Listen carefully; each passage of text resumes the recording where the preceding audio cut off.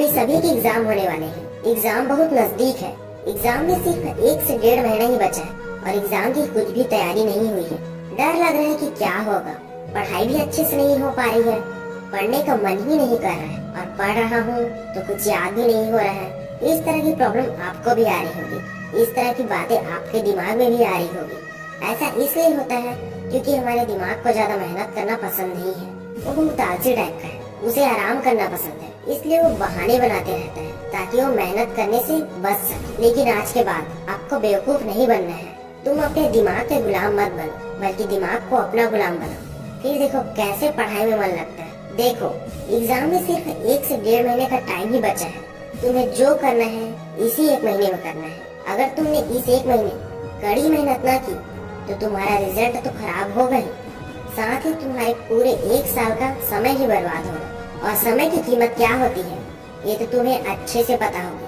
अगर तुम्हें समय की कीमत नहीं पता है तो तुम अपने पापा से पूछना कि समय की कीमत क्या है। तुमने पूरे साल क्या किया वो मैटर नहीं करता। तुम भूल जाओ कि तुमने पूरे साल क्या किया, इससे कोई फर्क नहीं पड़ता कि तुमने पूरे साल क्या क्या किया। फर्क तो इससे पड़ता है कि तुम इस बचे हुए 1 महीने में क्या करते हो। सच बता रहा हूँ, अगर तुमने मन लगाकर इस बचे हुए 1 महीने में कड़ी मेहनत की तो तुम्हें टॉप करने से कोई नहीं रोक सकता। बस शर्त ये है कि तुम पढ़ते कैसे। मेरी बात मानकर तुम 1 महीने के लिए संन्यास के मोड में चले जाओ। सिर्फ 1 महीने काफी है। अगर तुम क्लास में अच्छा रैंक लाना चाहते हो, अच्छे नंबर से पास होना चाहते हो, तो तुम इस 1 महीने के लिए पूरी तरह संन्यास के मोड में चले जाओ और भूल जाओ उन सभी चीजों को जिससे तुम्हारा ध्यान भटकता है। इंस्टा, एफबी, व्हाट्सएप, इन सभी को यूज करना एकदम कम कर दो, ना के बराबर। अगर तुम्हारी कोई गर्लफ्रेंड है या कोई बॉयफ्रेंड है तो उसे बोल दो कि 1 महीने बाद मेरी एग्जाम है, मैं तुम्हें एग्जाम कंप्लीट होने तक ज्यादा टाइम नहीं दे पाऊंगा। देखो यार, 1 महीना कोई बहुत बड़ा समय नहीं है। अगर तुम अपनी लाइफ को बेटर बनाना चाहते हो तो तुम इतना त्याग तो कर ही सकते हो। वो कहते हैं ना, कुछ पाने के लिए कुछ खोना पड़ता है। तो आप इस 1 महीने के लिए कुछ चीजों का त्याग करो। जैसे मान लो आप दिन में 24 घंटे होते हैं, 24 घंटे में से 8 घंटे आप सोते हो, तो इस 1 महीने आप 8 घंटे की जगह 6 घंटे ही सो लो और उसमें से जो 2 घंटे बच रहे उसे अपने पढ़ाई को दो। और मान लो आप दिन में 3 से 4 घंटे मोबाइल यूज करते हो, ज्यादा भी करते होंगे, लेकिन मैं 3 से 4 घंटे ही कह रहा हूँ। तो उस 3 से 4 घंटे को आप इस 1 महीने के लिए अपने पढ़ाई को दो और मोबाइल को साइड में रख दो। 1 महीने 2 घंटा कम सोओगे, आप कम मोबाइल चलाओगे, मतलब ना के बराबर, तो कुछ नहीं होगा। ये कोई बहुत बड़ी बात नहीं है, तुम कर सकते हो। और अपनी मेहनत आज से ही आप शुरू कर दो क्योंकि ज्यादा टाइम नहीं बचा है। इसी 1 से 1.5 महीने में तुम्हें बहुत सारी पढ़ाई करनी है, तुम्हें एग्जाम की तैयारी बहुत अच्छे से करनी है। और एक बात, अगर तुम एग्जाम की तैयारी अच्छे से करना चाहते हो तो तुम किसी को मत बताओ कि तुम एग्जाम की तैयारी करने वाले हो। तुम एकदम खामोशी से अपने एग्जाम की तैयारी शुरू कर दो। किसी को बिल्कुल भी पता ना चले कि तुम एग्जाम की तैयारी कर रहे हो। बाहर तो बाहर, घर वालों को भी ठीक से पता ना चले कि तुम बहुत अच्छे से एग्जाम की तैयारी कर रहे हो। मैं ऐसा इसलिए कह रहा हूँ क्योंकि कई लोग ऐसे होते हैं यार, घर वालों को छोड़कर, जो तुम्हें कभी भी आगे बढ़ते हुए नहीं देखना चाहते। वो चाहते हैं कि तुम सबसे पीछे रहो।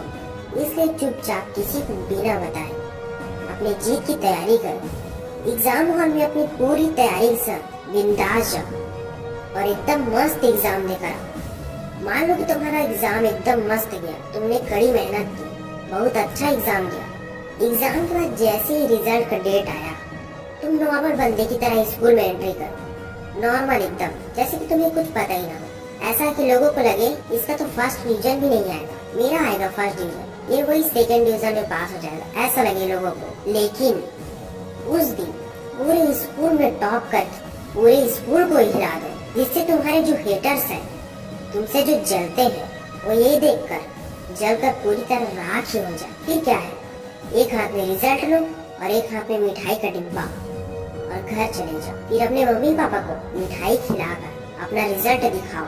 ये देखकर वो तुम पर कितना गर्व करेंगे। सोचो उन्हें कितनी खुशी होगी। हो सके तो उनकी आंखों में खुशी के आंसू भी आ जाए। फिर वो तुम्हारा कितना सपोर्ट करेंगे। वो भी तो चाहते हैं कि हमारा बेटा या हमारी बेटी कुछ करके दिखाए।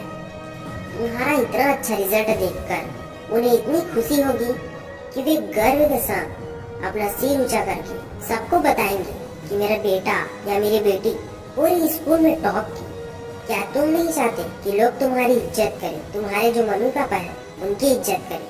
देखो यार, पढ़ाई सिर्फ जॉब के काम ही नहीं आती, बल्कि पढ़ाई हर उस फील्ड में, हर उस क्षेत्र में काम आती है जिस भी फील्ड में तुम जाना चाहते हो। इसलिए पढ़ाई करो और मन लगाकर अच्छे से पढ़ो। कम से कम तुम इतनी पढ़ाई कर लो जिससे तुम्हें किसी दूसरे इंसान के सामने झुक कर रहना न पड़े। मैं उम्मीद करता हूँ कि तुम मेरी बातों को समझ गए हो और आज से ही मन लगाकर पढ़ोगे और अपनी एग्जाम की अच्छे से तैयारी करोगे।